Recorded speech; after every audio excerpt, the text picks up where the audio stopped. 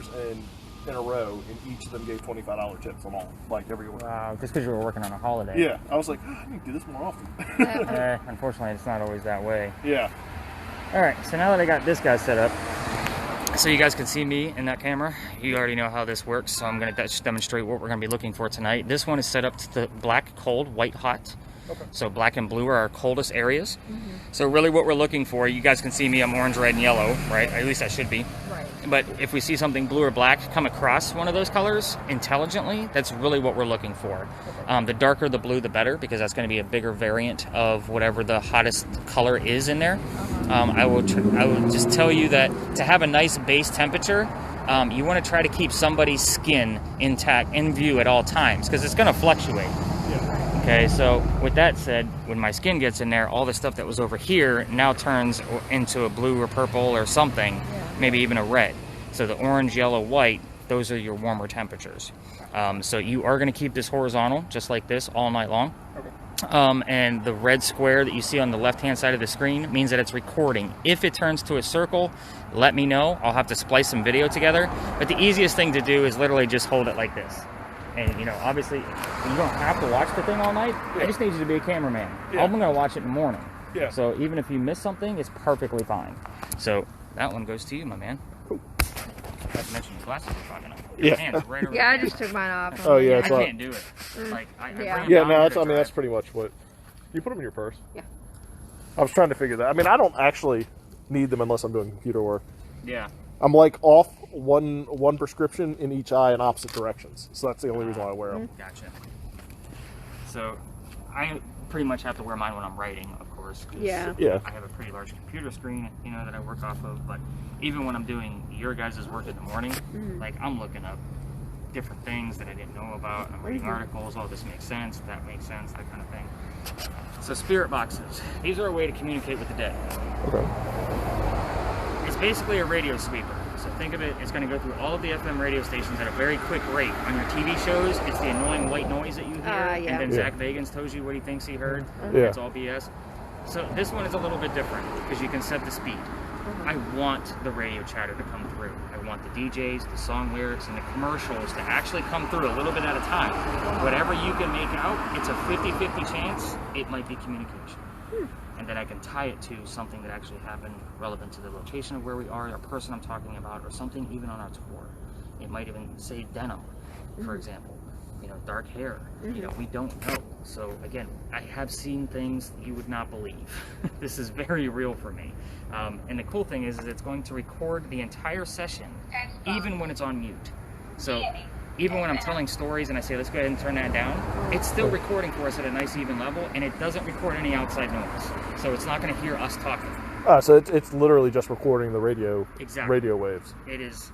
This is my favorite tool because when I'm doing my own investigations, this goes on mute and gets slid in my pocket. I listen to it later. So I'm not walking around museums asking the dead questions. I just want to see what they want to tell me. And if I can relate it to what's actually happened at that location, awesome. So you have one button to worry about, super simple. There's a wheel at the top. You control the volume. That's it. It goes up pretty loud. There'll be certain places where I say, let's keep it audible to just us. Okay. Just because there might be horses around, we are going to go near, you know, a big carriage place. So, I mean, we'll be responsible. I am going to put an EMF meter outside my bag, just so we have a point of reference. However, I like to explain these because the TV shows never do. Yeah. They all use this one because it's the most sensitive, and it measures 3 different types of electromagnetic fields, and we're not actually debunking what it actually is doing. So it's going to measure 3 different types. First one's natural, comes from the earth. That's why it's green. It's not doing anything. The second one's going to come from man-made devices, cell phones, wiring, parking meters, crosswalks. Anything that has a strong electrical charge to it is going to make this thing go into a pulse. Okay, so it's got to be a rhythm. What we're looking for is that erraticism. It's going to go all over the place where we can't make out a rhythm. So again, I'm going to keep this just outside my bag so we can all have kind of a view on it. That way we're not double fisting and getting that going. And then I'm going to use, again, a specific app on my phone that's going to be part of your recorded data, which is really cool. Now, I will tell you that the game, well, the app is meant to be a game. It's meant to be a hoax. However, every night that I use this tool, I get evidence from it. It's going to give us a word from time to time in the center of the screen, and then save all of those words to a list for us. The last group I had, that's probably untrue. It was probably closer to 70 or 80 words. I think I had it up and running when I was looking through it. We're going to clear them out because we're going to get you guys your own list. 80% of what comes out of this is bullshit. Doesn't mean a damn thing. Yeah. So I might say that's part of the 80%. Doesn't mean anything. At least not to my knowledge at the point. Until I do, I might say blue bush. I don't know what the hell a blue bush is. Like, what the hell does that mean? Then I'll look up blue bush Pinckney Mansion site and find out that she had some kind of blue hydrangeas. Do you know what I'm saying? Like something along those lines. So again, I will always try to relate something to whatever word pops up, especially to our location. We might get answers later to questions that we asked earlier in our tour. But again, this will just be up and running all night long. Okay. You know, That's awesome. Yeah, it's actually a really cool app. Yeah. Again, all the apps and devices I use will be at the top of your data page. There's free versions of all of them. I have the paid versions of all of them to kind of enhance and get the commercials out and all the ads. Yeah. So, and this one actually has over 9,000 words and phrases in it. So again, it's got a pretty decent, I would say the 5 to 20% that I find every day is usually pretty legit. And what's it doing? Is it just picking up? It says Sat, so that could mean Saturday. Yeah. Again, it's gonna spit out. It's meant to spit out a random word Random, just every so often. yeah. Now, however, when something pops up very specific and it says your name, Yeah. and then it has green right after it, I'm gonna take that as they're definitely referring to you. Yeah. So again, it's kind of the same thing with your words and phrases. It's a 50-50 shot. You never know until I start diving into shit. So, of course, we start here because this place is haunted. So, questions, comments, concerns so far? No. We're good? Yeah, it's pretty easy, right? Yeah. I try to make it as simple as possible. I do have like lasers in here, different types of thermometers to bunker proof what you've got going on, cameras, like all kinds of stuff. But we're going to stick to what's recordable and things that I can prove. Okay. So, but yeah, we start here because it's haunted. Of course it is. This place used to be called Big John's. So Big John was a football player for the 1947 Giants. New York Giants, by the way. I always have to emphasize that. But I'm not a sports guy, so I had to memorize some stats and whatever just to see what was going on. But anyway, Big John used to sit in the back of the bar, and we had the Citadel nearby. So that's where the cadets would train. And after training, they would come down here for a drink. Well, Big John knew all of them and their parents, because he's from here, and he would tell the bartender if they were of age or not to drink. One night, two guys come in pretty pissed off, or they want drinks. They're not old enough. John tells them to get lost. They leave pissed. They come back the next night, still pissed, and they want the cash register from the front of the bar. John sees what they're trying to do. Big bar fight breaks out between John and these two guys. A couple of shots were fired, and John gets shot in the neck. The bullet ricochets and lands in the wall. John continues beating the hell out of the guys, and he gets back up and goes to the bar, and he tells the bartender, "Get me a beer, go get them an ambulance." Now, nobody died in that story. So what's haunting the place? The bullet hole. It's still here to my knowledge. They are renovating the bar right now. They say that people that sit in the front of the bar, which oddly enough is the only place I get EMF from the EMF meter, will get a little dizzy, nauseous, headaches, anything that's kind of minor where you need to move out of that area. I bring it up on purpose because I don't know how this stuff's going to affect you. I don't know how many places you've been to. That's kind of why I ask, have you been on ghost tours? Where have you been? Kind of thing. I need to kind of know those things up front. I've had people pass out from this tour. I've had people just say no. Like psychics are just like, I'm out. I can't do it. So if you guys feel any of those kind of symptoms, just let me know. We'll move to a safer place pretty quickly. So again, this isn't a scary tour, so I just like to give that disclaimer. You guys are both in the medical field, right? So I was in CPR class the first time somebody passed out from too much activity. Like I was just like, oh shoot. But I normally have a nurse on board, which is oddly enough, there's a million of you guys. So, I usually have a nurse on board to help me out. Because it wasn't the last time it happened. But let's get our minds off of our own health. You guys are here to have fun. So you guys see the mantle above you? So we had a big earthquake here in 1886. And it's a big earthquake in Charleston because we're on the East Coast and we don't get earthquakes. So it was a 7 point something on the Richter scale based on the reports. We didn't have a Richter scale in 1886 yet. But anyway, a piece of that mantle fell off in the front of the building, struck somebody in the head and killed them. Allegedly, that was the first death from that earthquake. You're going to hear me say certain things like allegedly, only because I don't have any proof. I'll say legends and lore a lot too, because there's a legends and lore part of our tour.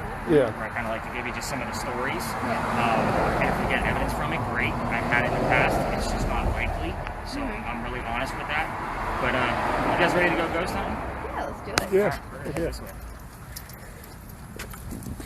A lot different, huh?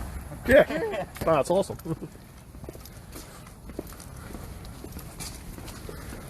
the goal for us, well, when I say us, it's me and my wife, because she does all of the graphic design work for Stories in the Cemetery. She did logo from scratch. She did a lot of photography work. That's We have weird stuff in there. That's what she went to school for. I went to school to write. Yeah. Heck yeah. But our goal is to actually have a building, a retail store that sells ghost hunting equipment, books on the paranormal, fiction and non, and then have a haunted hotel upstairs. So that's like the 5-year plan. So Big John's is a perfect candidate for that because it has the apartments upstairs. I need it big enough to where I can house 10 people because I'm going to charge $500 a night because everybody's going to get a ghost kit, get an hour with me to learn how to use it in their room. And then do their own thing. And then they're going to get an upload the same way you guys are going to get yours. Heck yeah. That sounds awesome. Yeah, so there'll be a couple buildings I point out tonight where I'm like, yeah, this would be a great spot too. But Big John's, obviously, because of the location, we know it's haunted. We do get activity from there. So this is what I call, this is a practice area. So it is haunted. There's just not a very deep history here. This is where we keep the horses for our carriage rides. They are still inside the building. So again, when we talk about ponies, spirit box to audible level for us only. Static does spook them. The only history I have of this place, guys, is that this is the same red barn where we kept horses that delivered milk to Charleston. So whenever I tell you any kind of history, I'll emphasize certain words. New York Giants, delivery milk Charleston, horses. So there's a reason for that because spirit boxes are not they're not for yes or no questions. It's too easy. This isn't TV. If somebody here and somebody you get no, then somebody's still here. So, if you heard a real estate commercial and the word houses came up, you think you heard yes because S and O in the English language, 2 of the most common sounds we have. So we're going to just stay away from yes and no questions. Your TV shows, when you guys watch them now, you're going to giggle because they always ask yes or no questions. But we're going to go after something simple. This is kind of a teach and train where we all know that the barn is red, right? If somebody's colorblind and I offended you, I don't care because the barn is red. To 90% of us. So, what I will say is we're going to ask, what color is that barn? You're going to listen for about 30 seconds. Now, keep in mind, we have 4 devices running, so you might not get a direct answer. It might go to the audio there, my audio, or my spirit box. We never know.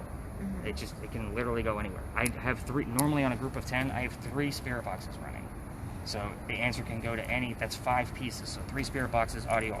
Craziness. But if you don't get an answer after 2, 3, maybe 4 tries, we're going to try another question and kind of open it up. And this is where we have to put the clues together. So what's inside the barn? They're animals. They're draft horses. That's their breed, so we can get the word draft. Horses, hay goes to horses, carriage, people, delivery, milk, calcium, protein, eggs. Like all of those things could come up. Those are things that have come up. That's why I was able to spout them off so quickly. It's not part of the script. It's stuff I've actually done. So with that said, that's the way we use spirit boxes throughout the rest of the night. The next location, I'm not going to give you questions to ask or to provoke with that you know the answers to. Hopefully our spirit boxes will tell us the answers. By the end of the tour, you'll come up with your own type of questions for that particular building that we'll be at. So it's, again, you know the answers, you know the questions. The last location is really all up to you. I would have trained you far enough by that point that you would be able to tell. Thermal imaging, again, we talked about person in view. Let me show you guys that video real quick, just so we'll get you guys going on that spirit box. Look, I got the word sync already. 8, ethics, soul, script, sat. I see a lot of S's. Sorry, English guy. I noticed weird stuff. So the video is actually of our next location, but it'll give you a gist of, I know, it's a lot of talking. I'm sorry. Let's see. I started in the cemetery and Facebook never wants to get through all my social media crap. A lot of advertising I gotta do for this. Alright, so what you guys see up here, the orange is a wall. You're going to see 2 living people. Do you see their heads right above the wall? Okay, so let's fast forward and find the dead people. They're going to be right about there. Boom, boom. Did you see them? The dark. The dark. Yeah. The dark that just came Yeah. through. Play it again. And watch, there's always a person's skin in view right here, so it gives us a good barometer. Oh yeah. Yeah. Interesting. So I've sent it to firemen, mechanics, the people that actually work with this thing. They're like, Nick, you got something, because there's no way a car would be that close to the wall. Yeah. So you actually got something legitimate. And the funny thing is they called me to the corner where that was videoed because they saw some shadows that they couldn't explain. So I went up there to go debunk it. Maybe you caught something off the lamppost or whatever. Yeah. And I watched the video the next morning, and that's what I find. So again, very legitimate evidence. Oh, just from the spirit box that you have. Let me pull that up, because that was. But is that so? Hers is also going to this? Is that? No, hers is just running. Okay, I got yeah. this. Is the okay? Yeah, the recording that I caught the other night blew my mind. I had to separate it out because it was so good. Let me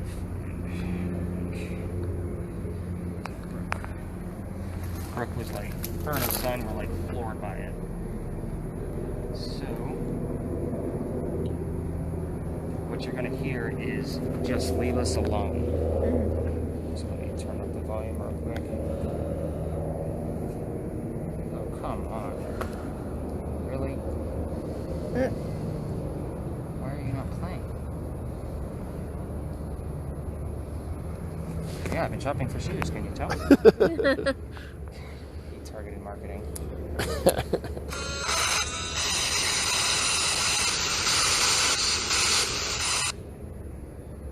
It's at the very end, it's kind of a deeper voice.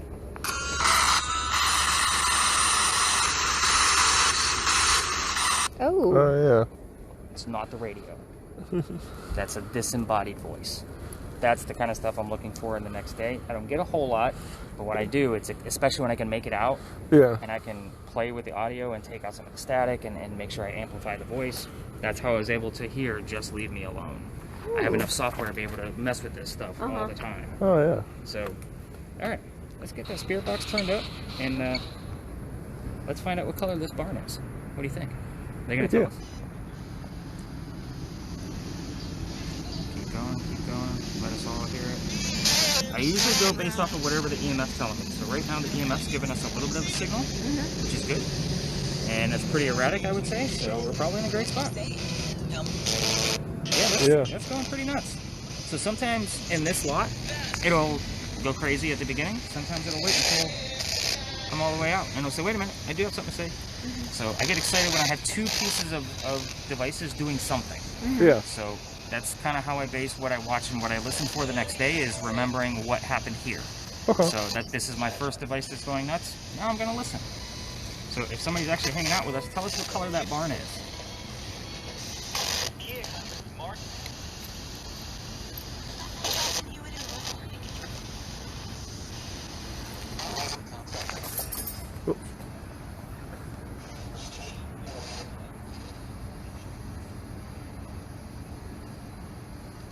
We need to know what color the barn is. Tell us that you're actually here by giving us the color. It's an easy one-syllable word.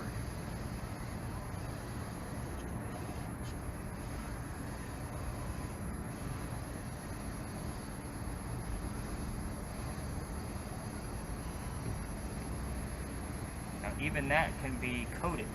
I've gotten words that are objects that are only red: cherry, fire truck. You know what I mean? Things that are definitely red in color. Yeah. I was just like, because red's kind of subjective. Right.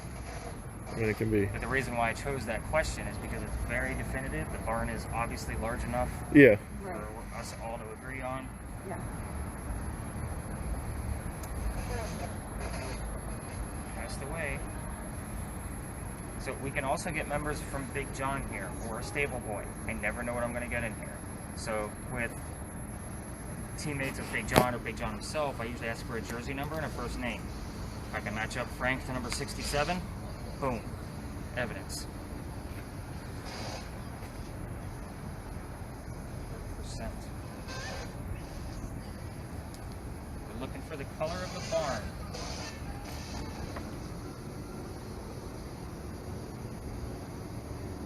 When it comes across, does it come across like all the channels generally, or is it just like one frequency? It goes through all FM stations. Okay. So depending on where we are and how strong the signal is on a weaker channel, it may come through a static. Sometimes we'll get a religious channel. We're in the South. There's a lot of those. Yeah. Right.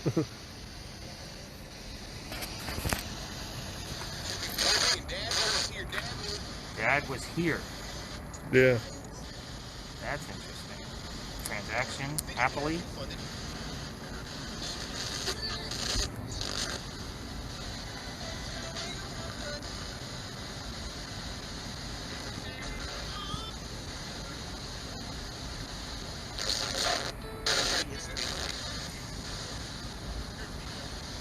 Does the barn change color pretty frequently? The bar? The barn. Oh, it's metal, so it's basically should be 5 degrees in the opposite effect of what it is outside. So this is pretty chilly outside. Yeah. So we should be right around 48 degrees. So you might be getting right around 42, 40, 43 degrees. Well, no, I guess what I meant is like it goes from like just standing here, just keeping it like a fixed point on you. It'll just go red, blue, like the whole. And it's probably based because I'm moving. I guess that makes sense. Yep. So keeping the crosshairs kind of on you It's got for the the reference. word bright. Huh. Sitting here talking about the damn barn. Yeah, that's interesting. It's literally like, you know, what I was asking about, like when it's flashing. And another reason why I bring people here for practice, especially with that device, Yeah. we got asphalt, we got, you know, brick, we got foliage, Yeah. we got all kinds of things in here to kind of see what it can really do. Not to mention the metal. We don't always see metal buildings. Yeah. So it's kind of a good barometer for somebody to get used to it for 5 or 10 minutes before we move on. Yeah, and you can kind of see the Fits. metal signs mounted to the outside of it too, like show up Yep. different. Yep, exactly. It doesn't see in 3D. So it gives us those white lines. And when I do see something that's coming across, like something like an anomaly of some sort, a lot of times it'll have a white line around it because the temperature difference is usually 15 to 20 degrees off. So, Gotcha. See, like when you're focusing on them, everything turns kind of bluish. Yep. And then it kind of, whoops, sorry. And then it kind of, I'm trying to stand still. yeah, well, I realized I was holding it for my view and not hers. Oh. So it's like, what do you mean you can't see this? All right, do we have the basic gist of how this stuff works? Yeah. You already work with those. So let's go learn some real history since we're not getting any answers out of the dead people here, even though we have some EMF going on. Hey, maybe they're answering my thermal imaging camera question for us. Might be. Again, I never know what I'm to expect. And listening to it in real time is great and all. But when you have headphones on through your computer, Yeah, where you can actually. I'm sure. Yeah. yeah, you can hear things so much more clear. Like even the EVP I played for you just now, I need to clean it up so I can show it off more. Yeah. I mean, it's difficult to hear. I caught it because I had headphones on. And it was literally like my wife was in the shower and I dropped my headphones off and ran to her shower and told her what the hell I just caught. Are you kidding? I'm like, get out of the shower. You gotta hear this.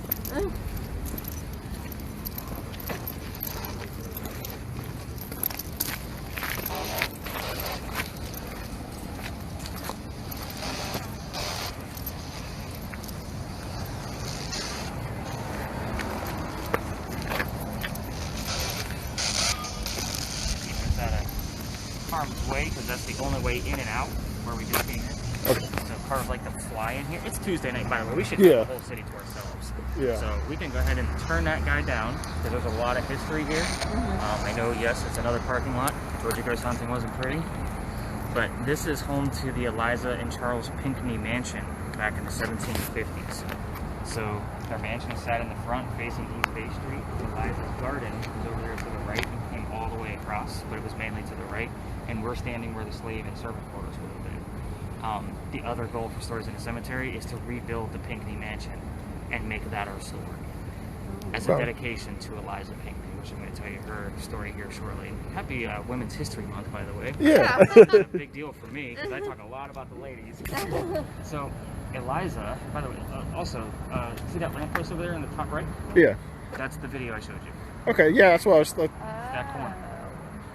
So, Eliza married Charles at a very young age, and well, let me start back, take a step back. So Eliza and Charles had a son named Charles, they had a nephew named Charles.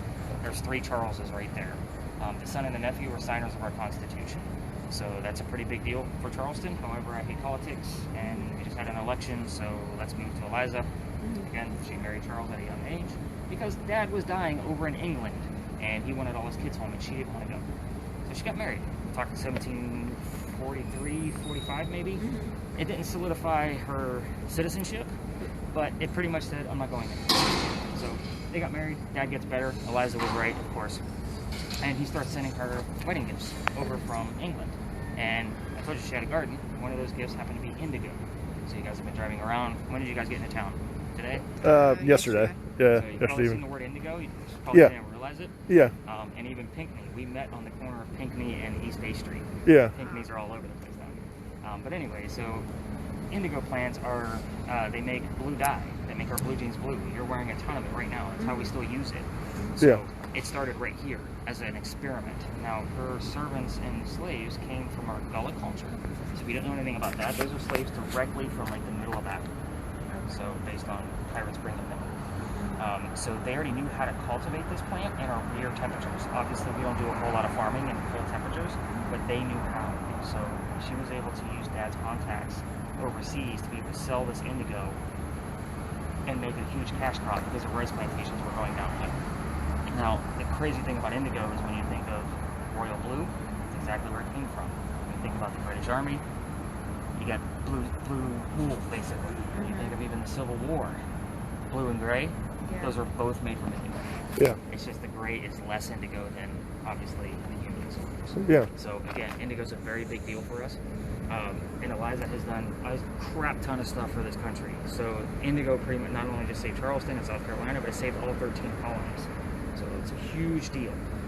None of your other tours are going to talk about it unless you're actually on a plantation somewhere.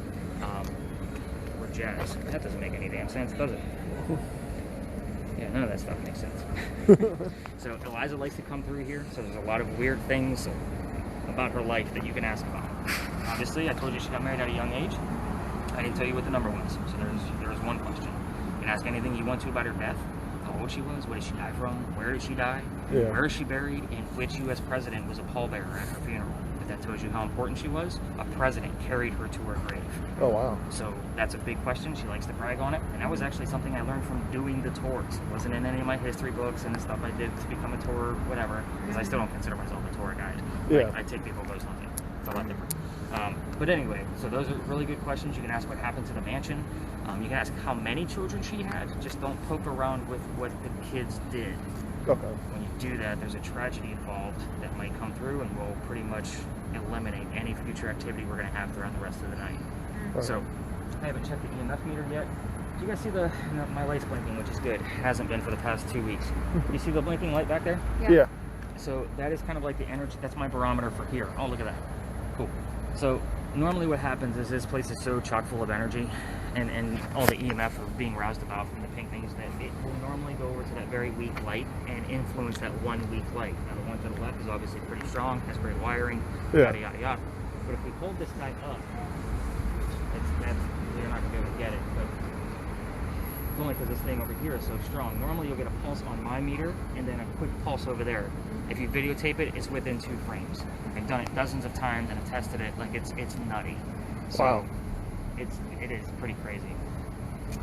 So you're going to ask the questions this time instead of me trying to find out what color the barn is, and we're going to see what happens. So this we can turn it up a little bit higher here, just because we're not disturbing any horses. We might hear answers of questions we asked over there. We never know. So Yeah. Evan, this is your time. Turn up your spirit box. Let's roll. How many cats do you have? 3. I had to ask. Yeah. I'm a dog guy. Yeah. I'm like, is a cat dude? Really? Yeah, I have an irrational fear of dogs. I have dachshunds. Oh, yeah, you should. Yeah, it doesn't matter. They can be a little tiny. It doesn't matter. Don't like any of them. It's ridiculous. They'll like cross the street. Yeah, Really? It's so I silly. think it comes back from when I got attacked by a golden retriever when I was like 3. I was a paper boy at the age of 6. Oh, yeah. I was terrified of dogs for Yeah. most of my life. Yeah. Yeah. I kid him about it. And he's such a big dude. Like, I'm like, really? It's just that big shirt. It's Yeah. like a billboard for it, man. Yeah. Yeah. All right, so let's go wherever you want to go. We're going to stay away from vehicles, obviously. People get weird, by the way, of us filming their cars. Yeah. So if somebody starts to come to their car, you're just holding a cell phone for me at that point. Yeah. Oh, look at that. April. That's actually relevant. Hang on. I had to stop and think for a second. I love having computers on me. Let's see. I want to say he died in April. Nope, May. Damn. Close. I still think April's relevant somehow. I will find it. Not that it's just my wife's name. We were just talking about her. Yeah. So you're just supposed to ask just random questions? That's Just the way. ask? Just ask. You don't, they're not inside the box either. Just Okay. ask. They're Yeah. just hanging out with us. How old were you when you got married? There you go. Perfect.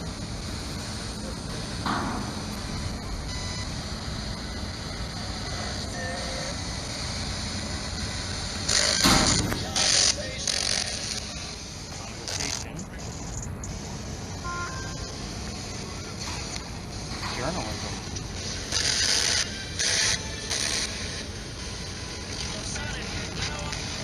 How old were you when you got married? Something there. Yeah. It wasn't a number, but it was something. Yeah. Yeah. You'll know it. Come on, Eliza. Tell us how old you were when you got married.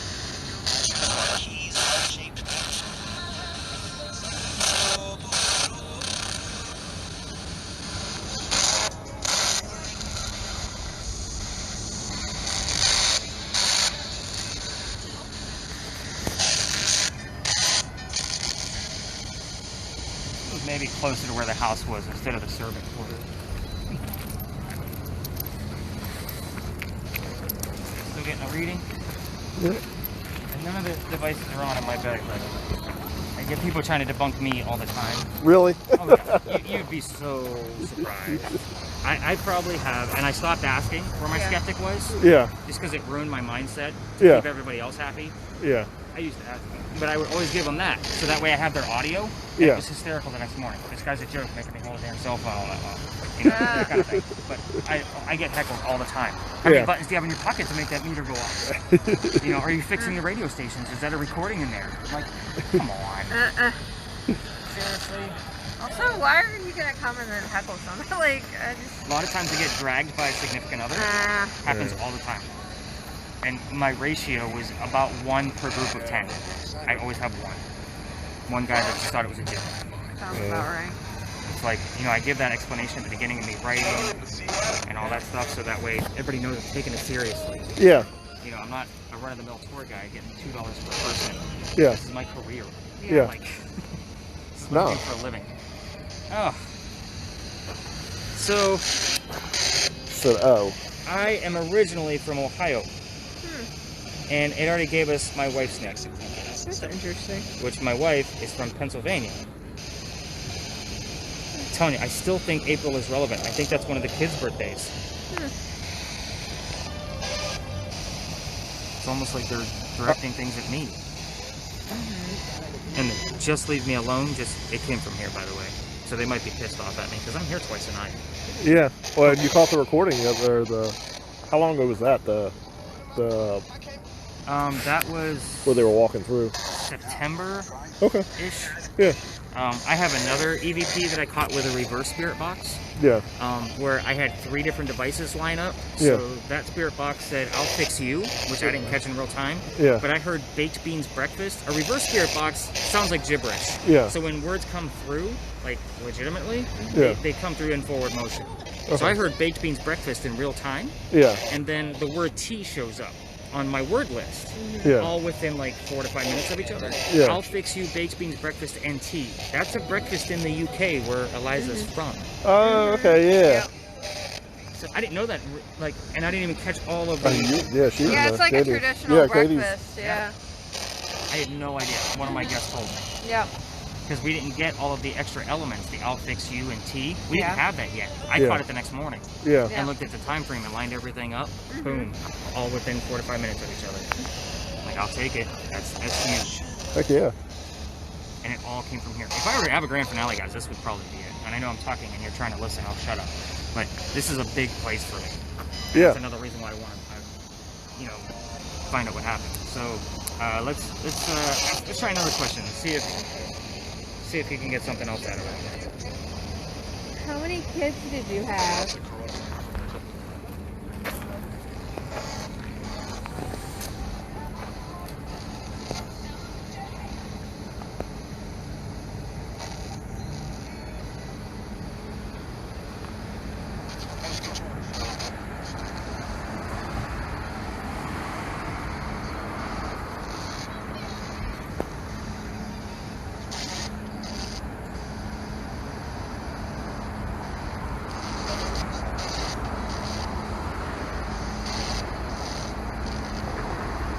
Numbers set there. Yeah. None of them were running. Oh, yeah.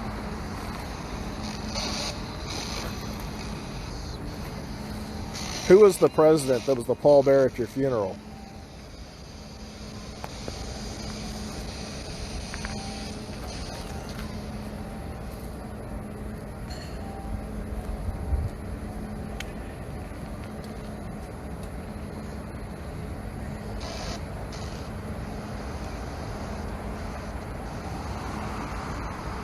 Did I just hear W?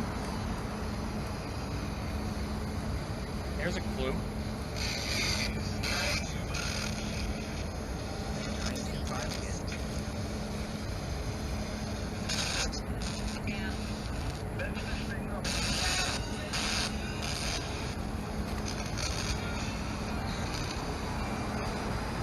What, her name was Eliza, is that right? Hey, Eliza.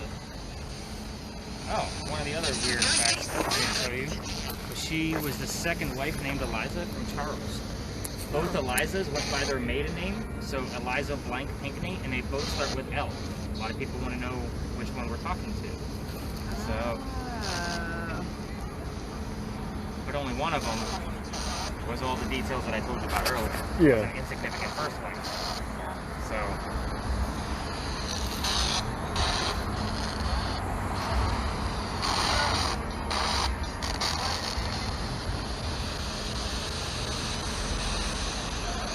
Not being very chatty tonight.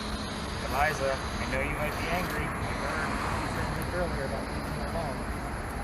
We're just trying to learn more about you. Can you answer some of the questions?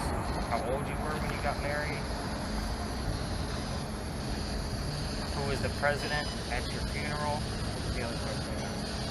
How many children you had? Any of those answers will suffice.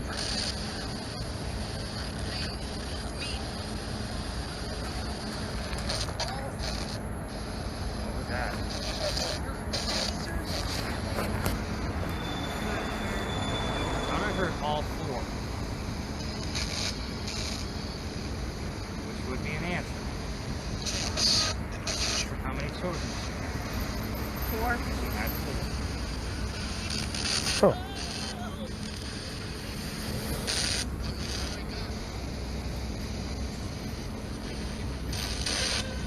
Eliza, do you want to tell us what your maiden name was? Charles, if you're here, put your name on the box that I'm holding. The one with the blue light. You've done it before.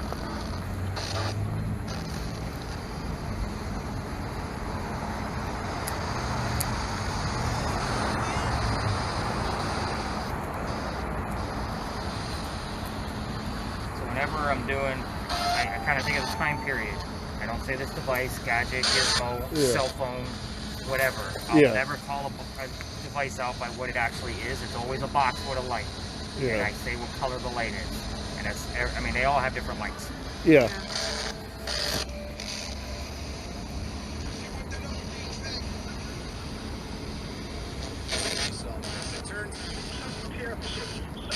Nothing terrible. I also got the word nasty. Huh. Charles, if you're here, tell us what month you were born in. When's your birthday?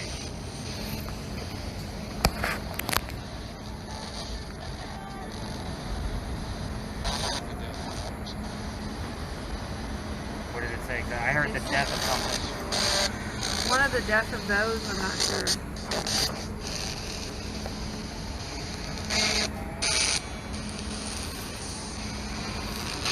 So the funny thing about that is that Charles's birthday and the day he died are in the same month.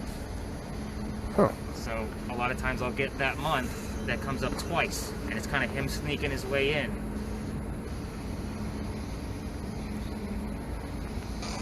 So I said, when's your birthday? And he said, the death of. That's kind of cool. Yeah. Do you see where I'm going with that? Yeah. It's kind of a stretch. It's kind of the, yeah. It's kind of an answer.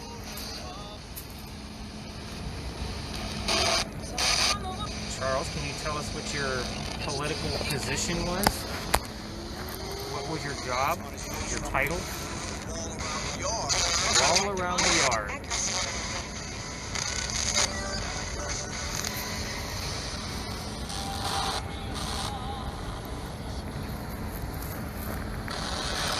Charles, we want to know what your job was. What was your title?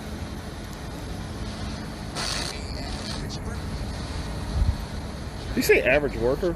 It wasn't.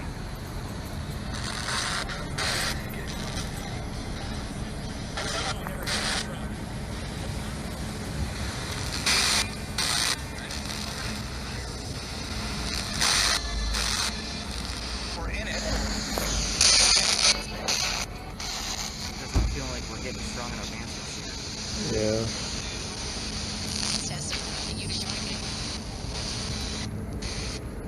So let me give you guys the answer so you at least have the history right.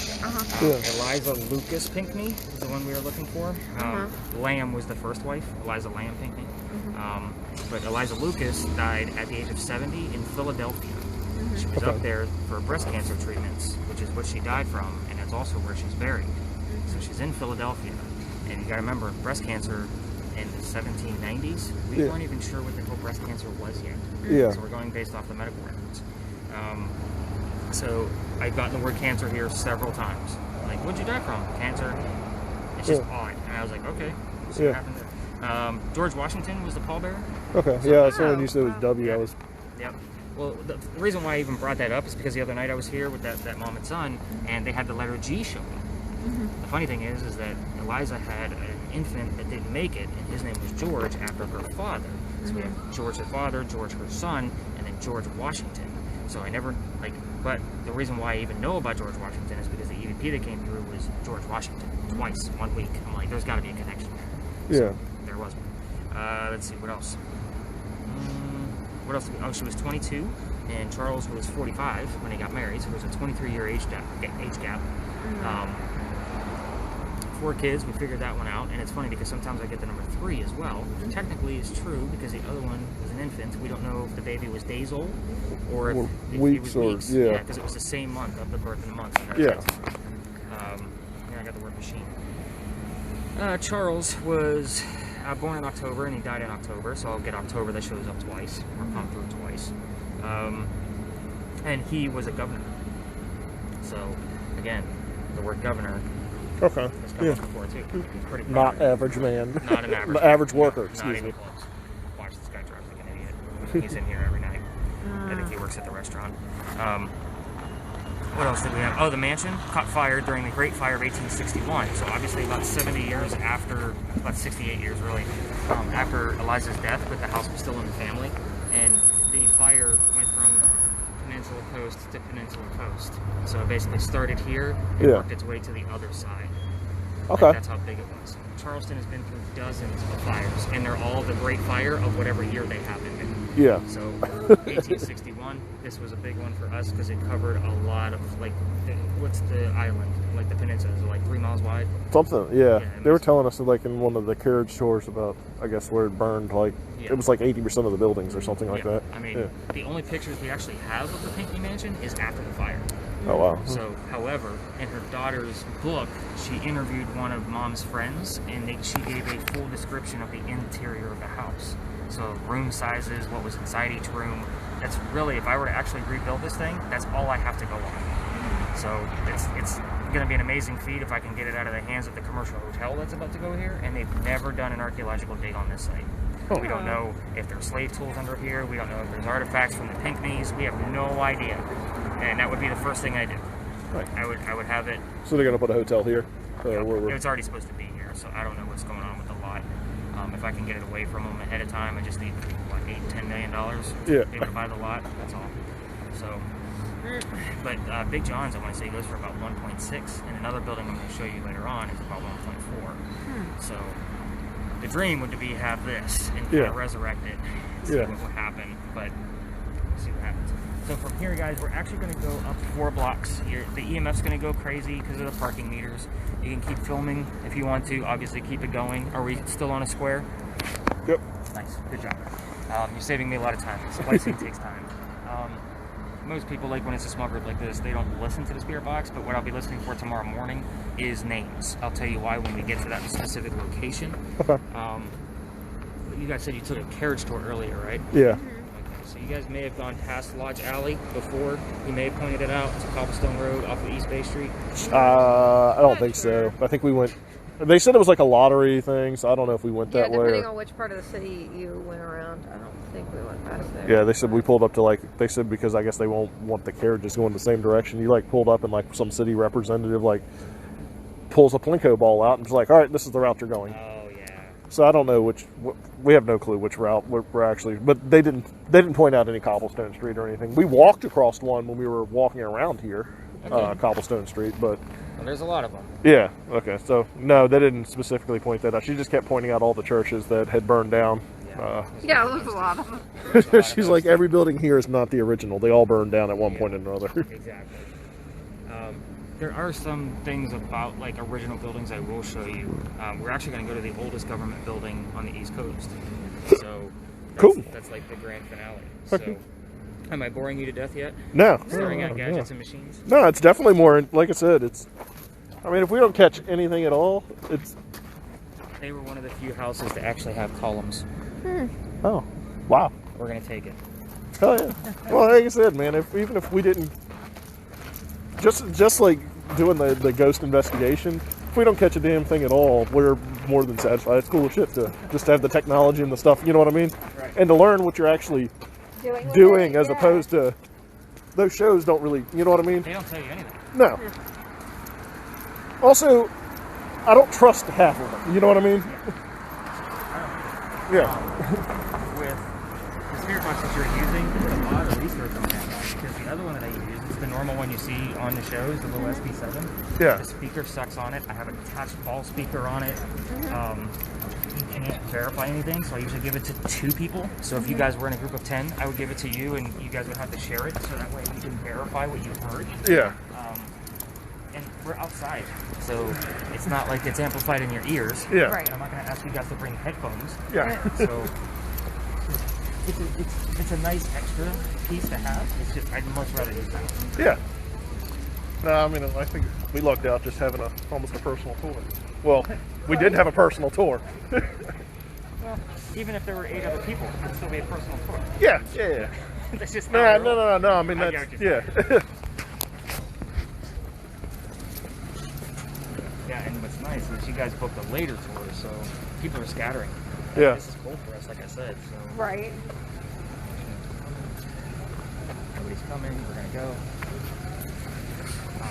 But yeah. So you do them twice a night? Is that right? Or 7 and 9 during the winter and fall. And then starting next week, that's my last week to do 3 tours a night for the time change. Yeah. When I do my own investigations, I don't give a shit if it's daytime or nighttime. People just don't care either.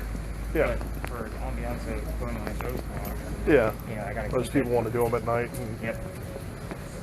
Yeah, I can't take the other during the daytime. It just wouldn't make any sense. Yeah. Plus it's so crowded during the day. Yeah, it's very crowded. So do you just drop because of the time change just to 1 tour then? Yeah, I go down to 9 o'clock. Okay. Yeah, it goes to 9 o'clock. I had to move a couple of people. Yeah. Just because I didn't realize I was like, oh, that should be good for at least the rest of the month. I was looking at, because I have a moon chart that I follow. Yeah. On activity. Bought one of these for myself back before I got married, way before her, because I thought they were the coolest things ever. They are. Yeah, I'd be like, why did you buy that during the showed up on her? There's so many reasons that I could use. There were, the house alone. Yeah. You find leaks in their plumbing. Yeah. The car breaks down, you need to find where it's leaking. You could look for animals in the woods. Yep.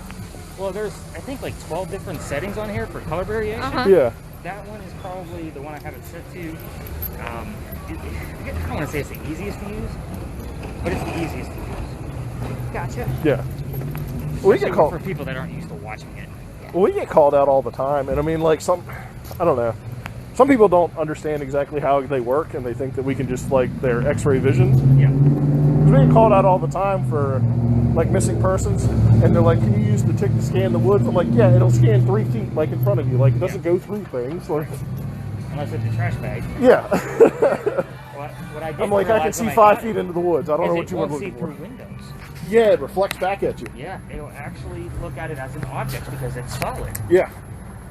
I'm like, that's crazy. One of the main reasons I had that was there was a location that I actually altered this for because I was going places I wasn't want to go to. Yeah. But I altered it because that reason. But the last location was about a hanging inside of a building. Yeah. And I wanted to catch the apparition, but now I was like, oh, I can see where the temperature's going to change, but that's about the extent of it. Yeah. So, but yeah, you guys will hear some of the stories about the place I wasn't allowed to go to. We're going to make it right down here. Holy cow. So let me tell you what this place is, and then we'll kind of go, we'll loop back around. So this place is Lodge Alley. When we crossed that last crosswalk where the street light is, that's Cumberland Street. That's what we're going to go back to. But that's where the original Charlestown Wall was. Okay. So it went up that way and then across, like across the street from us. So it was going across this way because the water was much closer. All this stuff is man-made. Yeah. Just so you guys know. People used to live down here. Okay. This is one of the first streets we had. I have the full list of residents of everybody that's ever lived down here and their occupation. So I told you about names. I don't like to give that suggestive thought, like the barn is red. Yeah. So if people hear names in it, there's specific names that will show up. Yeah. Benjamin and John show up all the time. There were 4 different Johns that lived down here during the 100-year span that it was residents. But Benjamin and John together, 2 out of 5 people that lived here in 1801. It happens all the time. Yeah. 1801, it's just Benjamin, John. Benjamin, John. Like at least once a month I get it. Yeah. So it's kind of like, all right, I have the full report of all the things that were found down here. Also keep in mind the smell of low tide would come through here all the time because these buildings weren't here. Yeah. The wall was only so high. That kind of thing. So this is a really cool spot. Lodge Alley. This is Lodge Alley Inn. We'll go up this way. All right. Sorry about that. Normally that's wide open for us and nobody ever tours it. So Yeah. That's just really, really odd. And we gotta hook it a little bit. But yeah, I like to take people through there because I get light anomalies on the camera. All kinds of things that happen down there. It's where the Masons used to meet. Huh. Yeah, it's a really cool place. And just to be able to walk through it, you know what I mean, and get that old-timey history feel. Here's Charleston. You want to see some cobblestone? Yeah. In Richmond, I need to go to the Poe Museum. That's Yeah. the way to go. So actually, I used to be a store manager for Barnes & Noble. And that's where I trained, was in Richmond. Oh, really? Oh, okay. One of my wife flew up there and surprised me. She's like, we're going to the Poe Museum. I'm like, I already have a ticket for myself. She's like, you're going to go alone? I'm like, it's the Poe Museum. No, they were actually sold out. They only had one left. Yeah. That's. She flew up there from here to come meet me. Oh. That's awesome. So she's an amazing lady.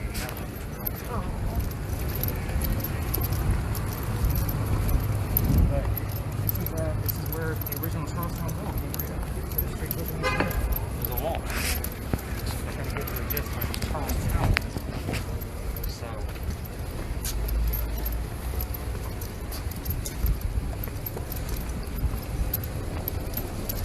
it's kind of fun. You guys can't walk through the lodge, huh? Where'd you guys park at, by the way? We Ubered. Yeah. Oh. We're at the hotel down King Street. Or way down, I don't know. It's like the Hilton Home something. Hilton Home Suites or something. Yeah, you'll have to do it. So I rent a spot in this garage because like we're gonna be up here for quite a while because there's so many different locations. But like I always have to remember how to direct people back to where they're going. Because I don't go up that way that often. Yeah. Yeah, we just like Uber because I hate driving. If I don't know where I'm going, You don't like parking. Yeah, I hate street parking. Like, I hate not having know where I'm going to park or anything like that. Like, when we come to cities, I'm like, yeah, we're Ubering.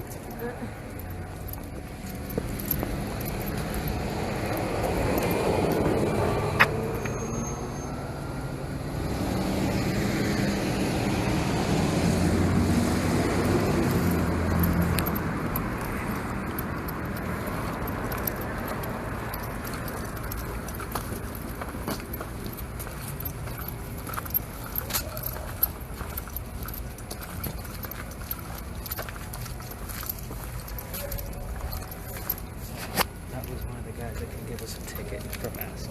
That's one of them? Yes, that's what they're Oh. They're not actually police officers. They call them living and tourability officers. So I don't normally see them out this late. Yeah. I normally don't see them at all. Yeah, they said on the when we were doing the carriage tour that they've been known to like stop carriage tours and like issue tickets. Go to this alley. I'm going to tell you what's going on here. I have to put up here. I don't want to go down. Okay. That's the place that I would take people. I wouldn't know how to go down. Oh. That place is called Philadelphia Alley, and it's where duels used to occur. Okay. Here in Charleston. So of course, we have Duelers Alley. There's a big story there because we're really good on time right now. I'm going to give you the whole extra story once we round the corner. As you can see a really cool part of it from the other side. Okay. And unfortunately, you're going to have live music on your audio. It's not a ghost. Yeah.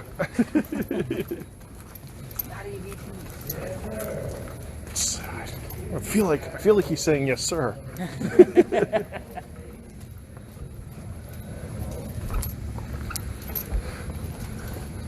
This building is also haunted. I'll tell you about that. Again, This you're one's in a the right? neighborhood. Yeah. Poor guy didn't want to be poor guy in the neighborhood. That's why I stopped talking in the class. Yeah. Oh, really?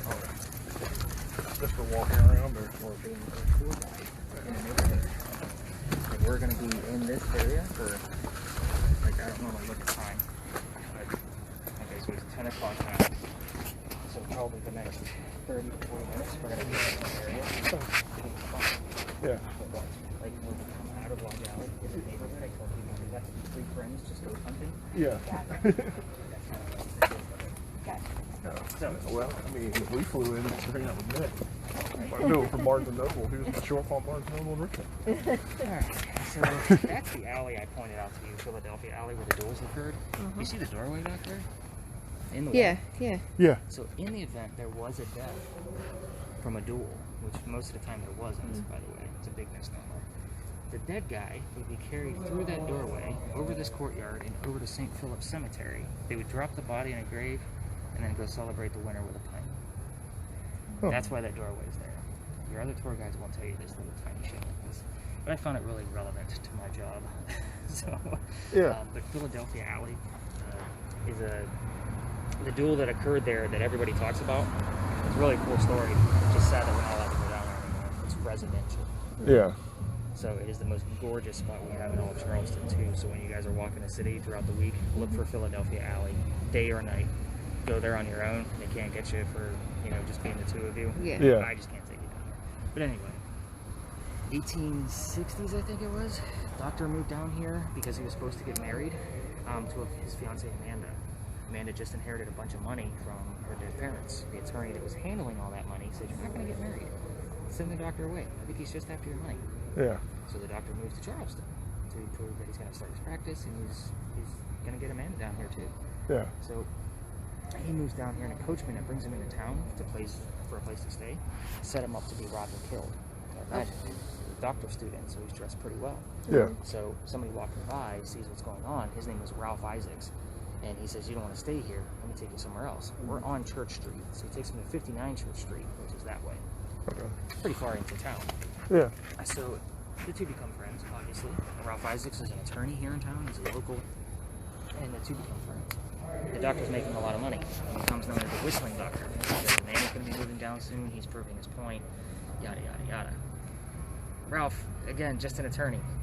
They aren't what, the money that they make now. Yeah. Okay? So they used to go see plays together, and they couldn't sit in the same area because the doctor made more money than him. Sorry, I don't always tell the story. I have to remember all the details. Yeah, no.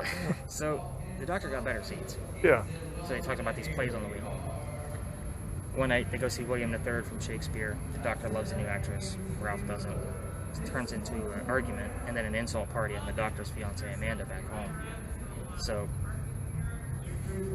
there ain't another tour coming through. They're going to go straight up to that gate. They all do. I try to be brief up there. But anyway, so obviously the two get pretty mad at each other and they go their separate ways.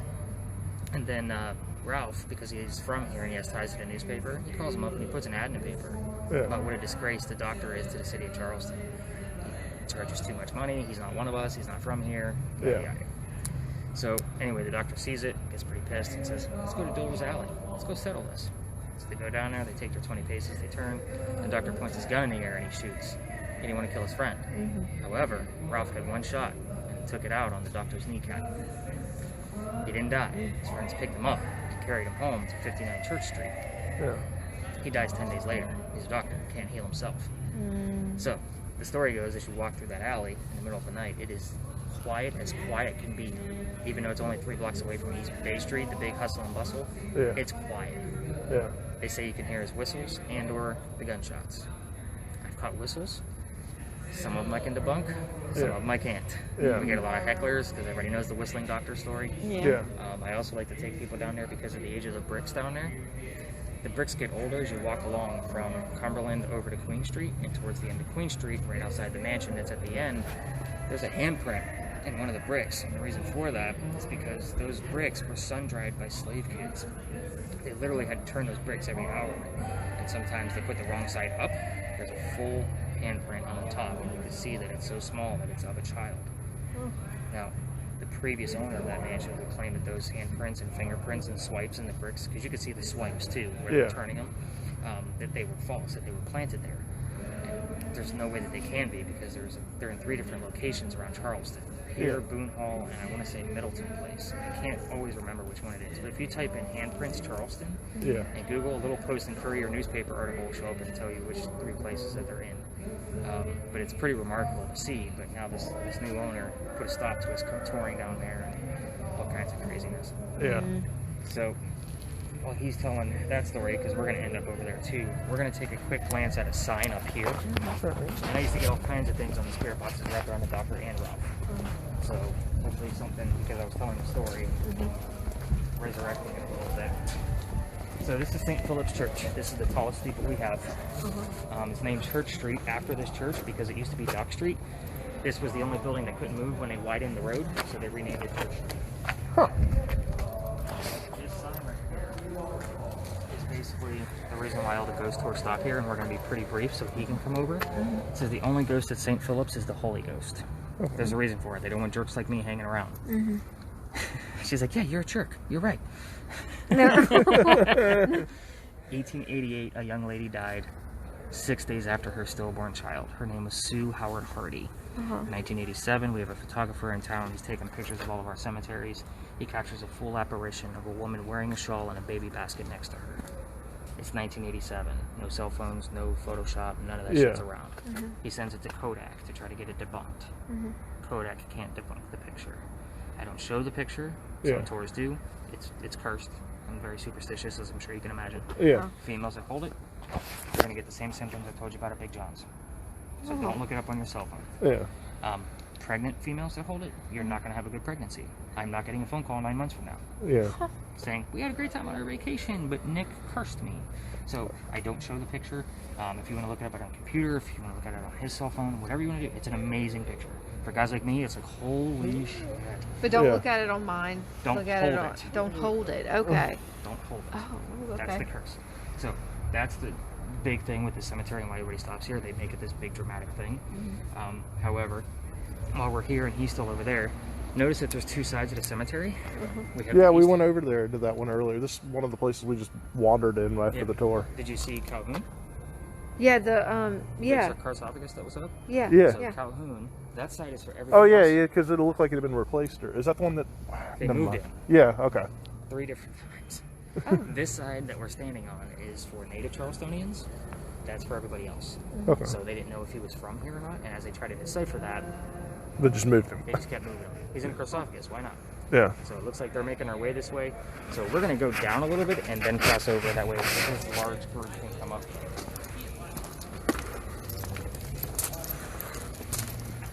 Yeah, we were commenting earlier that cemetery literally looks like a movie theater, like set up prop with like the way the trees are set up. And I have some great pictures of the trees and stuff around here that I use for social media.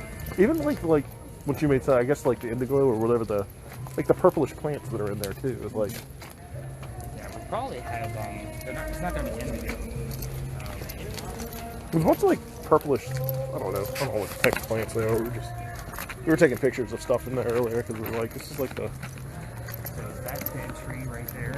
It's Yeah. not even dead, but like the pictures I have of that from standing over there, like that's my next project for social media stuff because I took it in black and white. Yeah. Oh my god, amazing! So like I showed it to my wife. She's a photographer. She's like, that's actually pretty good. I'm like, you taught me a few things. Yeah. So obviously this is the other side of the cemetery that we like to stand on, and I bring people over here. It's almost a test because some people get dizzy over here, so I wait to see if there's any kind of reaction. Not that I'm pinpointing that out. Yeah. The church. Remember I told you guys about the earthquake? Yeah. The church is slightly off. It's not completely 90 degrees up, perpendicular with the ground. It is slightly off because of the earthquake. There's a lot more legends that come over here. Again, they're brief over here. This is where we're going to do our final investigation, but there's more stories about the places we just looked at. So, first off, that corner building, the brick one that we passed, and I told you that one's haunted too. Yeah. There used to be a restaurant called Bocce's Restaurant. Bocce's is completely haunted. That's the reason why they left. Mirrors fall off the walls, don't break, which is kind of a portal. I have a lot of experience with scrying mirrors and black mirrors and that kind of thing. The doors don't stay locked in there. They don't stay locked. Yeah. Inside. So it's being used as storage right now from the restaurant where you're hearing the music from, that I can guess. Yeah. So, but it's 1 block away from the market, which would be a perfect location for my shop. Yeah. Not to mention it has some great apartments upstairs. I'm gonna say that there's 2 3-bedroom apartments upstairs. So to me, that's $1,000 a night. Yeah. You know, to get them, very easily rented out. Yeah. There's a lot of college kids here in town. You know, get 10 buddies together, charge $50 a piece. Yeah. I can get myself 100. But anyway, not to talk business. Oh yeah. No. Hell yeah. I'm excited about that building. I'd have to renovate the whole thing because it, again, was a restaurant. So Yeah. I'd have to take out the kitchen and all that shit. So I told you that this used to be Dock Street, and it was named after Dock Street Theater, which is one of the top 10 haunted locations in America. So that's been dubbed like that 3 times from 3 major broadcasters, whatever it was. But Dock Street used to be a hotel called Planters. But I do want to point out, first and foremost, I forgot to have you guys look at it because he started crossing too early. Right on the other side of this cemetery, there's a house. And it has a gas lamp, and I usually just give you a perspective of where it was at. Yeah. The house is called the Pirate House. Can't miss it. It has a big anchor on the front. Huh. So that's where Blackbeard's men would come off the ships, and they would come have a drink. They'd meet with a few ladies, and then they dug a tunnel from the Pirate House straight down into the ground and over to Dock Street Theater, which is exactly 1 block away.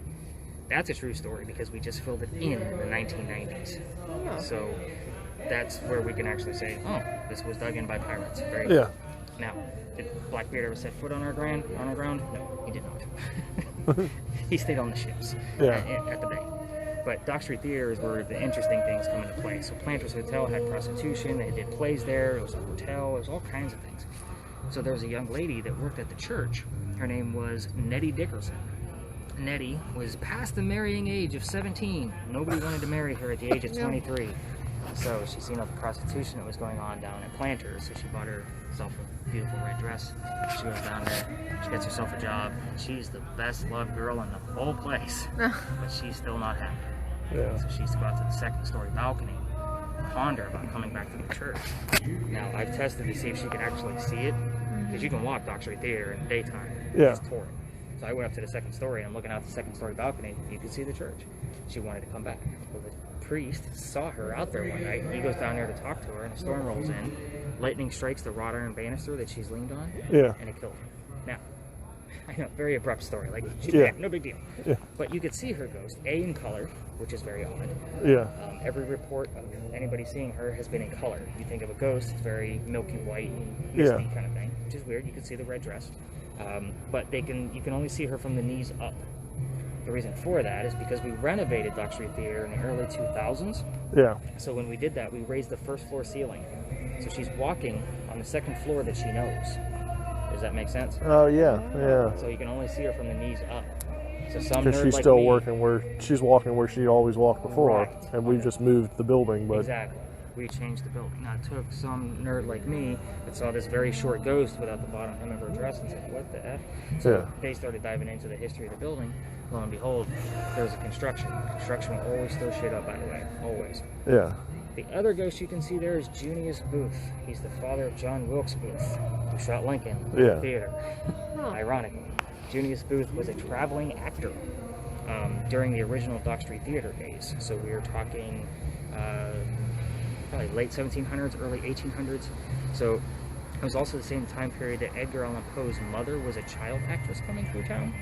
And if you don't know about any ties about Edgar Allan Poe to Charleston, there's a lot. So he was actually stationed in the army on Sullivan's Island, which is probably 40 minutes from here. So it's all part of Charleston. If you go through Mount Pleasant, you'll find Sullivan's Island. Poe's restaurant is like the only restaurant I'll recommend because that's the only place I eat out at. yeah, I love it. But anyway, it's not just the atmosphere. But Poe, he was stationed there under Edgar A. Perry. Didn't even go under Poe, just Perry. He didn't want anybody to know he was here. He didn't.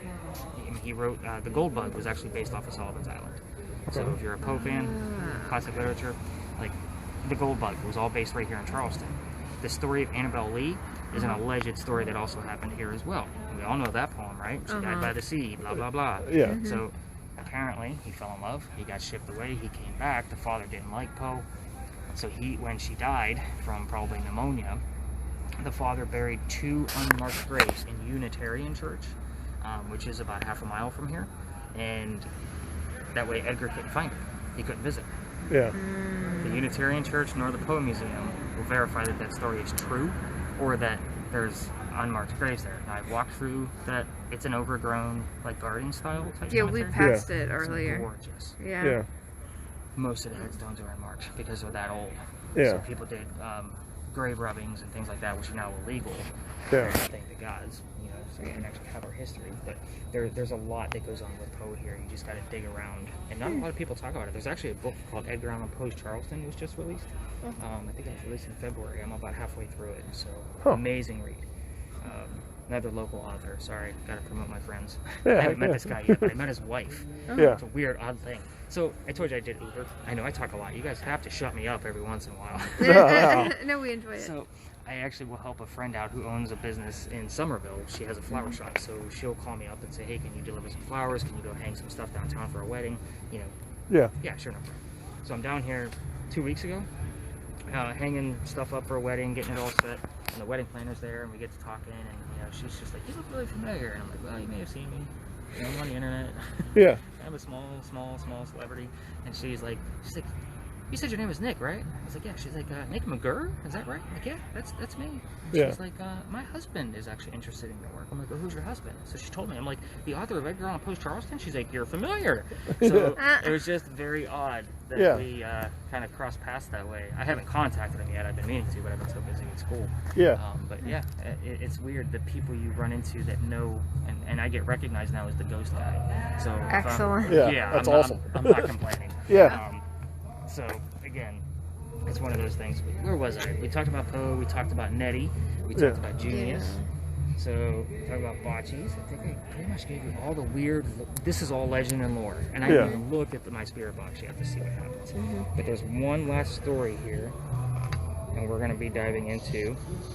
Oh, there's the answer to how many children she had. That's cool. yeah, Oh, fork. So what time was that? So Lodge Alley, they found their silverware. That's how they knew that they were lower class people, because they could classify them by what kind of silverware they had. Huh. So that's very relevant.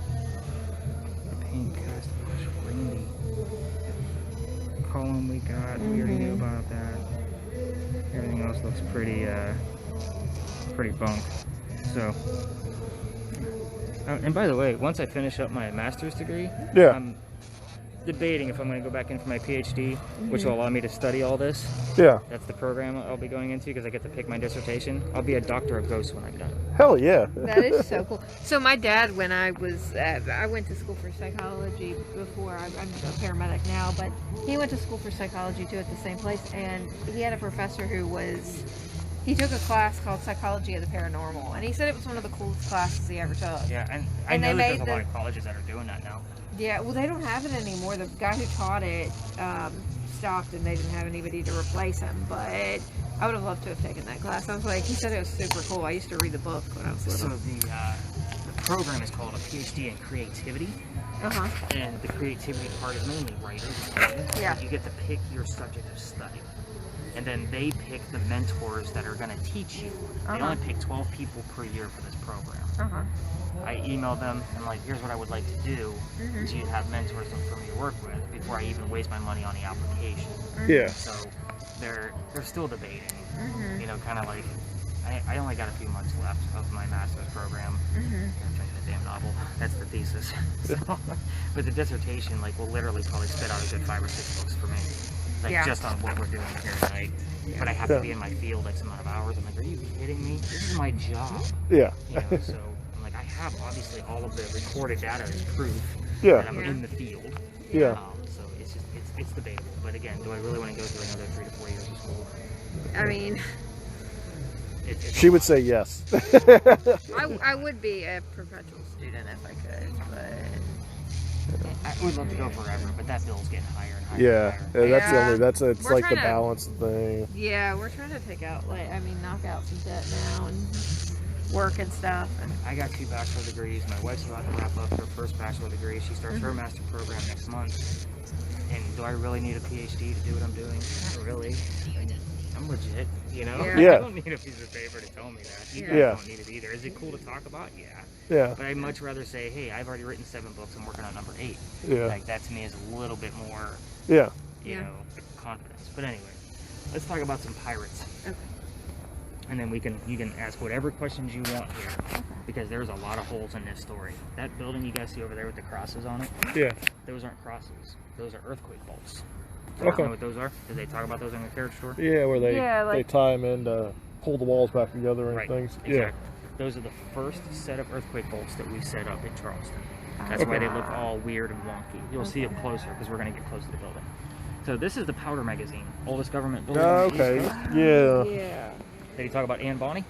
No, they literally. There was a truck that was following us. She was like, it was like a trash truck. So she was like trying to get right through this area. She's like, thought he wouldn't be following us, so we kind of breezed right through there. She told us about that they stored like 5,000 pounds and that the roof is filled with sand. Right, from 1712. Yeah. It's still there. Yeah. So, I mean, it's still intact. We had to do some roof repair in 93. So, I mean, the sand is still there. Yeah. Did she tell you why the sand is there? Yeah. So she said that they pulled it all back in so that the walls would like withhold the blast. If it blew up, it would supposedly would shoot the roof up and the sand would fall down and Keep it off extinguish the it. thing. Yeah, Right. extinguish it. But she was like, if it's going to blast, it's probably going to blast sand out everywhere. So. Well, the walls are 32 inches thick. And Okay. not to mention, Yeah. it's literally within the confined corner of the Charlestown Wall, 3 blocks away from the water. So Okay. if it were to get hit, which it would be barely hit from that distance Yeah. at the time, it would definitely contain the blast and keep everything in the corner of the walls and wouldn't really go to the surrounding area. So, but it has served in 7 different wars. All of the uniforms and artillery are inside from those 7 different wars. It's not very big. It's a museum now. You can actually, I think it's like $5 to get in. I have a season pass because their library of books that they have. Like I can't usually get some of the local stuff in the other shops. I come here. Yeah. But during that time period of this thing being built, because it started in 1703 and it wasn't finished till 1713, so it took a whole decade. But in between that time, there was a young lady that moved here in 1708, 1709-ish from Ireland with her dad. Now, Dad was running away from his wife, so he picked up his mistress and his child from that mistress, and they moved here. Her name was Anne Cormack. So, Anne Cormack, as she's growing up, would have seen this building being built. That's why there's a tie here. It's the only tie that I have, because we don't have many buildings this old here, obviously. So, teenager, Anne, pirates are coming through. She falls in love. His name's James Bonney. Dad disapproves because he's a filthy pirate. Yeah. She runs away to Jamaica. They get hitched. He's not the pirate she expected him to be. Imagine that. He turns out to be a privateer, which basically means he's a spy for the British on his own men. So he's kind of a, yeah, he's Well, a so it's like traitor. a double agent kind of. Yeah. Yeah. So she's pretty pissed. She wants to get away from this guy. She falls in love with another pirate. His name, John Rackham, a.k.a. Calico Jack. Calico Jack is a way cooler pirate name than James Bonney. Yeah. So she falls in love with this guy. He's up and coming. He gets his own ship. She wants to be part of that ship. And he wants to marry her. So he tries to buy off the dowry from the husband. He says no. Yada, yada, yada. And becomes part of the ship dressed up as a guy. Because women were a curse on a pirate ship. But she's allowed to be female in the captain's quarters, of course. So not too long after she joins the crew as a guy, she becomes pregnant. So what's Calico Jack do? He drops her off in Cuba. Says, have the baby here. Yeah. Then come back to the ship. So she comes back dressed as a female, no baby. We have no idea what happened to that baby. Oh. So we don't know if the baby stayed, if she was born stillborn, what happened. We have no clue. So she comes back dressed as a female because she just doesn't give a shit about hiding her gender anymore. She don't care. So she decides when she gets back to the ship, Calico Jack is ignoring her. He's doing other business. During the time that she was gone, Calico Jack, he captured another ship. There's prisoners below deck. So she goes down to see these prisoners. She starts flirting with one of them. She thinks that she's going to get another pirate on her side. Yeah. However, this pirate that she's flirting with turned out to be a female dressed like a guy, just like she was doing before. Yep. Yeah. She reveals herself as a female. Obviously, the two become friends. She convinces this young lady named Mary Reed to become part of the crew. So she does. It's not a big crew, by the way. It's talking like maybe 14, 15 people. Max. So the crew down below deck is actually watching the prisoners, and the ship actually gets attacked by the British. It's just Anne and Mary above ship, defending it. That's it.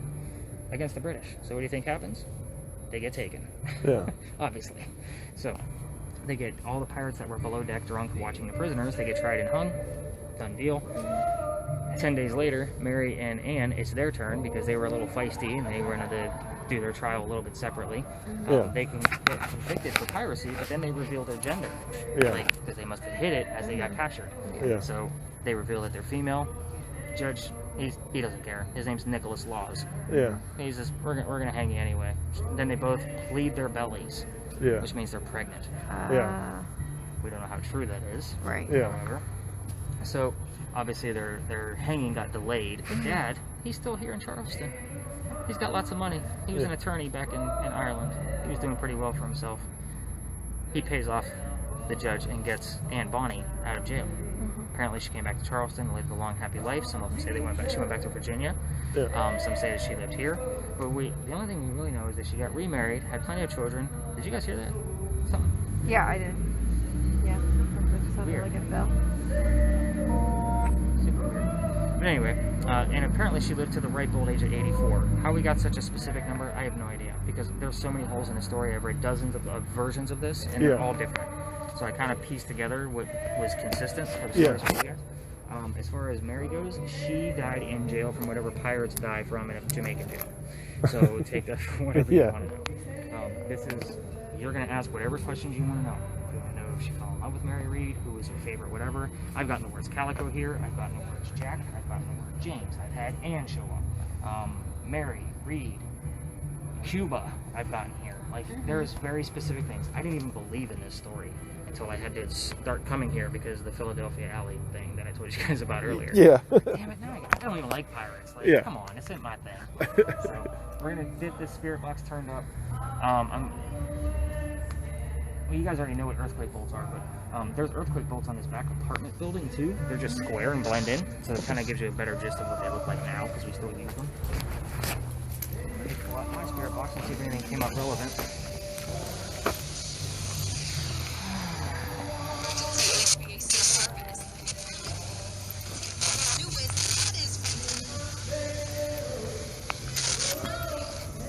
That was weird. Yeah. What'd you say? I don't know, but it sounded like not radio. Yeah. What it sounded like. So, almost like yelling, kind of. Yeah. Like, it was like yeah. distress. I will never forget the date that I started coming here because it was the exact 300-year anniversary of their trial. Oh, wow. November 28th, 1720. Huh. So that night, I had November 28th, I've had 300. Like, all of these things started popping up. Are you kidding me? This thing is, like, real? Yeah. Like, my brother. So is there anything specific you want to ask? Or you just want to see what pops up? James? No. I'm trying to... Yeah. And there's a lot in that story. Yeah. There is a lot. She did a lot of stuff. What do you think? I don't know. Maybe ask something you would have known the answer to. And maybe I didn't like her mother's name. Oh, yeah. From? Her mom's name was Mary, the same as her friend on the ship. Okay. Which is ironic, of course. Did you Where- have... Go ahead. You go. No, that's fine. You don't have to speak English. Where were you from?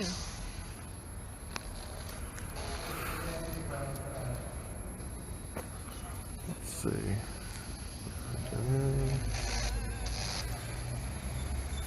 And Bonnie, we're looking to talk to you.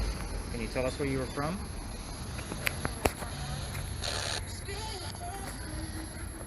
Angry. Every time. I usually get angry, aggression. She was known to be a pretty pissed off person. Yeah. All the She sounds like she was a character. Yeah. Like, Very apparently, there's feisty for the... rumors that she killed one of the servants from her father. Like, there was all kinds of Oh shit. my goodness. Yeah, like, she was just a badass, like, I'm gonna kill you kind of mentality person. But I got aggression here the other night. I'm like, are you kidding? It just seems like every night I'm here, it's angry. And are you angry that we're here? All right, another PS question. Yeah.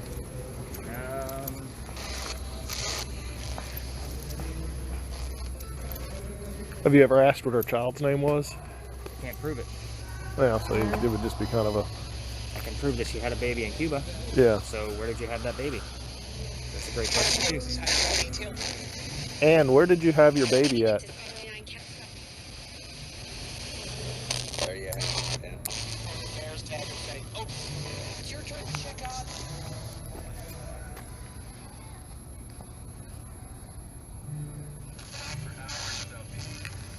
Hours without pain? That's what I said. And where did you have your baby at?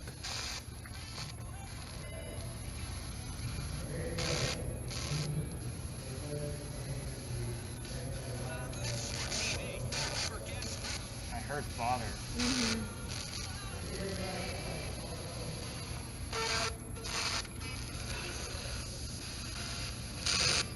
And Bonnie, we're asking for specific locations. Where are you from? Where did you have your baby? Give us some locations.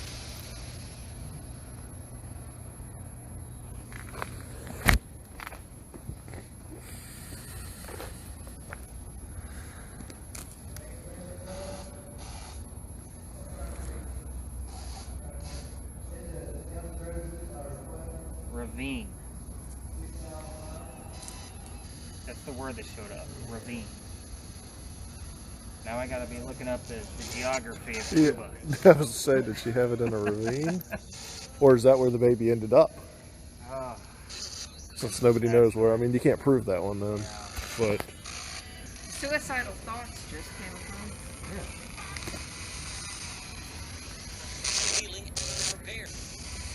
wow. Feeling unprepared. Very interesting. and these are obviously terms you wouldn't hear at the Pinckney Mansion site. You kind of see where I have to take Yeah. feeling unprepared over there. Like Eliza was like, I'm gonna do this. Yeah.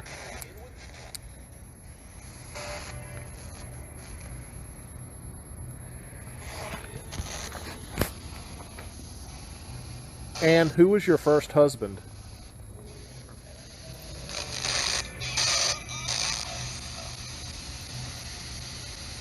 And the weird thing is, this is a dead zone. So if I get anything, it's exciting. Yeah, I was doing like one or two little things. Yeah. It maybe because I moved it. That could be it. Yeah. It'll jolt a little bit. Like if you, Shake it. yeah. It'll get, that's why I said Zach Bagans. This is his best friend. Yeah. Oh my god.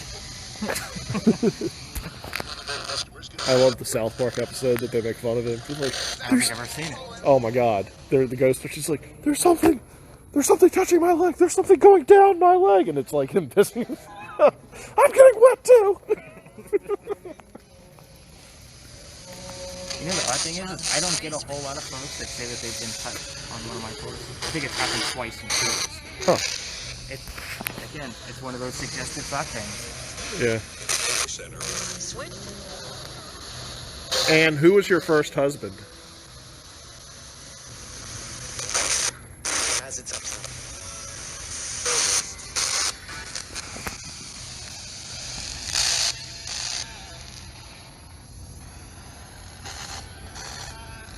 Come on, Ann. We're just trying to learn more about you. Trying to get the story straight. A lot of rumors that go on about your life.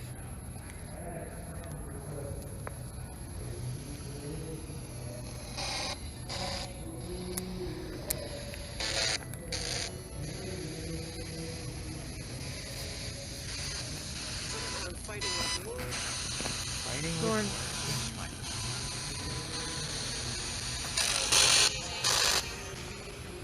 What's interesting is, I mean, kind of cool with that because they don't explain, but it's interesting. You get like a phrase that continues across because it's scanning across all the radio bands. So you shouldn't get one that's over like a second long or something. So that is designed that if it's clear without static, Yeah. it'll almost slow down so the whole phrase can come out. Okay. So it's a weird technology that the company made. It's really cool though. I mean, you can set it up where it's just static, Yeah. just sweeping through, and if something pops up, something pops up.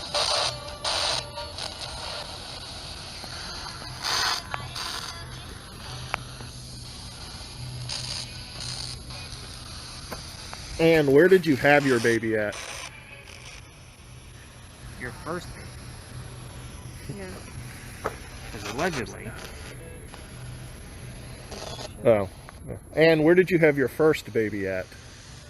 'Cause she had a bunch when she came back. yeah, allegedly. Yeah.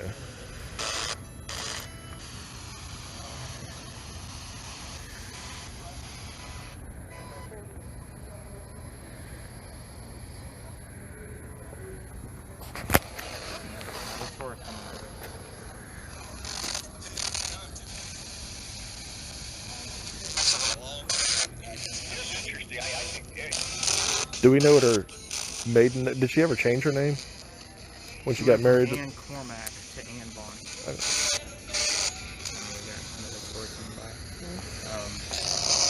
gonna probably come up by this brick wall, so we're gonna turn that down and go see the front of the building, and then we'll go ahead and get this wrapped up. All right. How's that sound? Man, they run all night, don't they? Not really. Most of us try to be off the street by 11. Oh, really? Oh,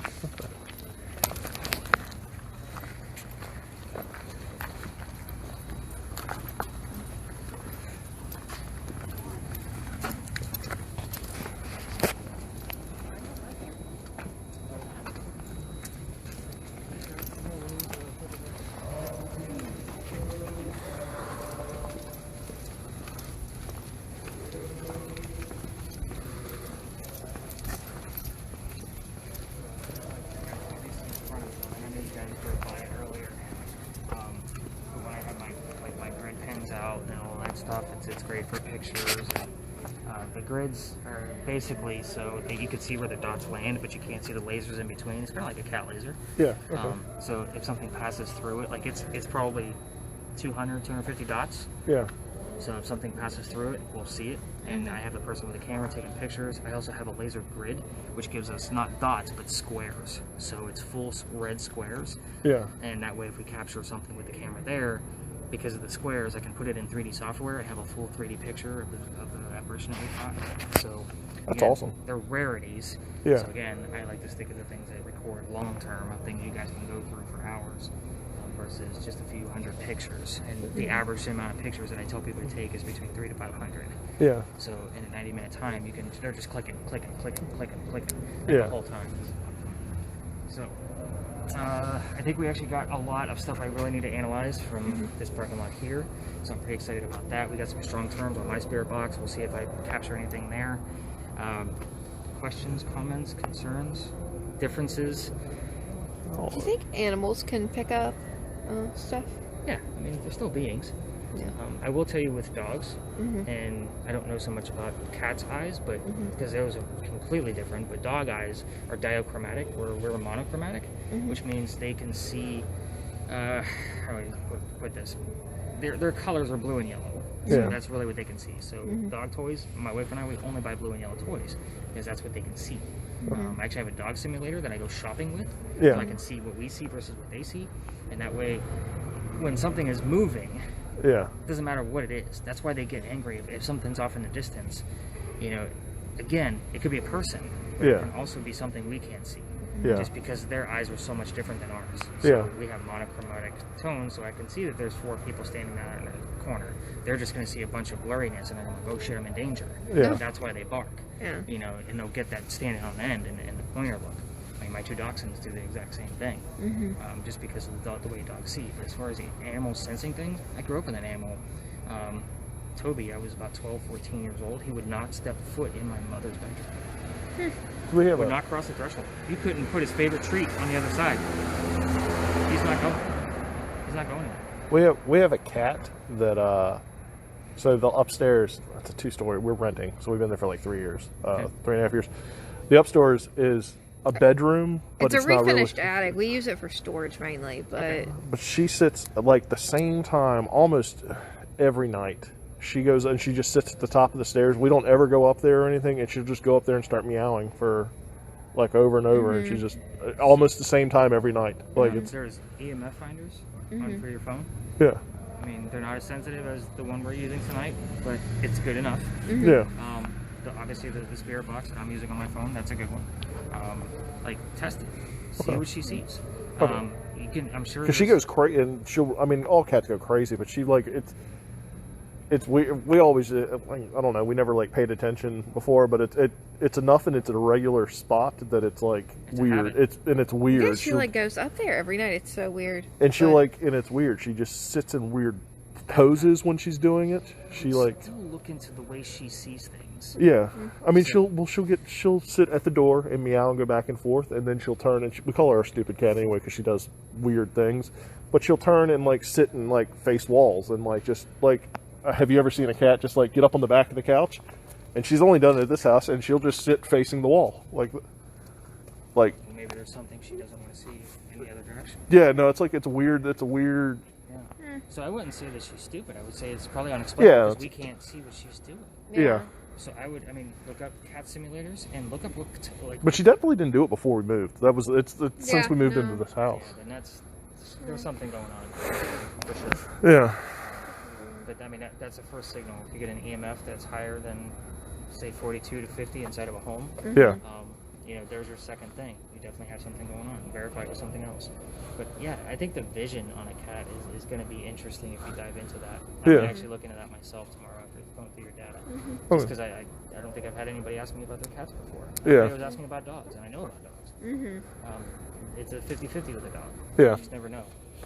But with cats, like those are behaviors. Yeah. So I would definitely be interested in what is she seeing that I don't. Yeah. And why is it at this specific time of day?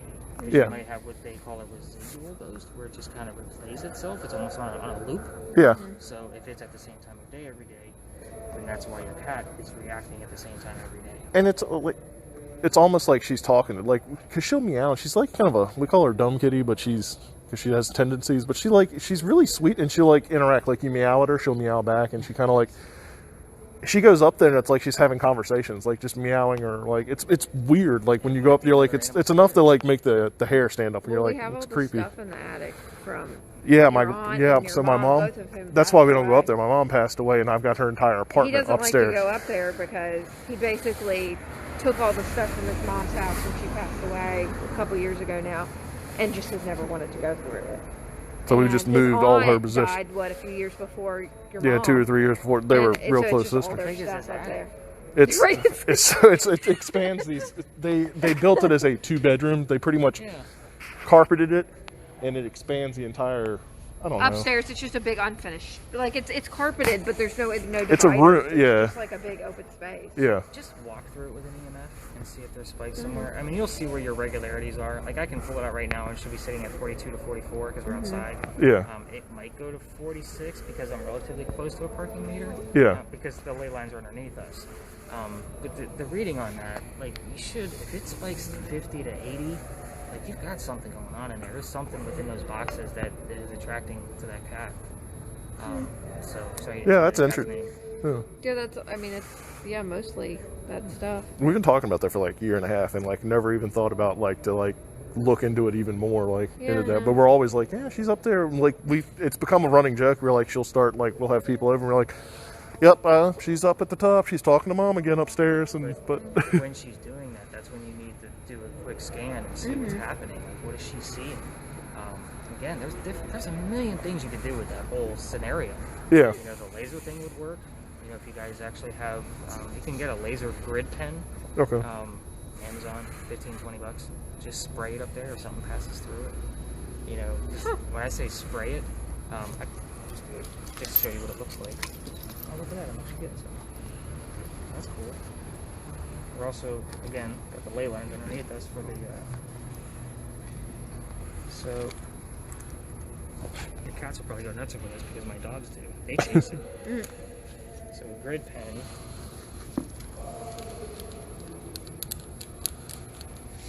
Is meant. Oh. okay. So you can. I usually try to get as many dots as possible, so you can't see anything until something actually passes through it. Yeah. So what I would do with your situation is once the cat's up there, get the cat away. Yeah. Because they're obviously going to chase things. Yeah. Spray it into the room and hold it as still as you can. Yeah. See if Let's something passes through. Sorry. That's all right. You can walk this way, try to get away. There's apartments back there. I think that's the only way to really get in there. But I'm going to go ahead and stop the audio and collect your guys' devices from here. Okay. Cool. We'll actually see if anything else popped up. Lean bones, drank. Right. Yeah, right? We'll kind of dive into that in the morning and see if there's another relative word. I don't know. I think artist has come up here before, and I never really dove into it, but now that I've seen it a secondary time, we'll see if it's relative to Mary, because I don't know a whole lot about Mary's life. All the books I've read have been about Anne. And we got 2 videos to put together.